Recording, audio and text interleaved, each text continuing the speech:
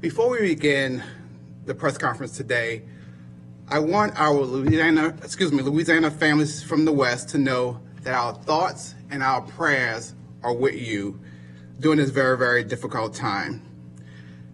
And we are ready to provide support wherever we can. You know, this is really a challenging time for us here in the city of New Orleans, but it's also a time for us to repay the extreme kindness that we received 15 years ago. 15 years ago, Hurricane Katrina devastated our community. It tore our communities apart and forced us to reimagine how we will rebuild the city. After Katrina, our community rose to the challenge to build a more resilient future for the city and all of us who live here. And this year, once again, our city has faced another incredible and unexpected challenge as COVID-19 has turned our community upside down. It pulled our children out of school. It transformed our classrooms, and the morning bell that we all knew so well, it now became a tone on a computer screen. And in spite of all of our challenges, we have once again risen to meet the moment in a true New Orleanian spirit. And as a district, we have and will continue to work in this new reality. We're going to ensure that while classrooms may look a bit different, they will remain open, engaging, and productive spaces that allows our students access to the education and tools they need to grow and to succeed. And as a city, we have put in place the hard work so that we all can stay safe. We are pleased to report that the data reflects this. For 2 weeks, and I will say 2 weeks and counting, we have met all the health targets we have outlined in July. Daily new cases have fallen below 50 and are continuing to decrease. The positive test rate has also been at or below 5%. And the testing capacity continues to increase across the city. Thanks to the hard work of our residents, and based on this data, we are pleased to announce today that it's time to begin planning for a measured return to in-person learning. Assuming that the data remains the same, we will begin our measured approach to in-person learning, starting with our youngest learners in pre-K through 4th grade, and allowing schools to begin reopening from September 14th through September 25th. We know that schools are dynamic places to help the whole child grow. And as we laid out in our roadmap to reopening, we know that our youngest students have the most to gain from in-person learning, which is why we focus on getting them back into the classroom first and foremost. For our little ones, classrooms provide more than just reading and doing math. They allow for social and emotional growth. This is paramount and a challenge to translate through distance learning.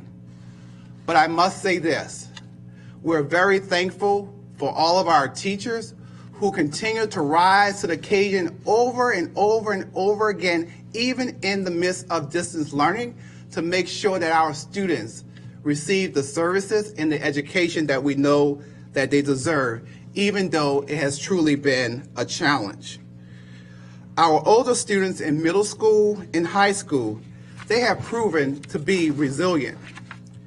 And once our youngest students have settled in, We will be excited to welcome them back to their schools, hopefully by mid-October.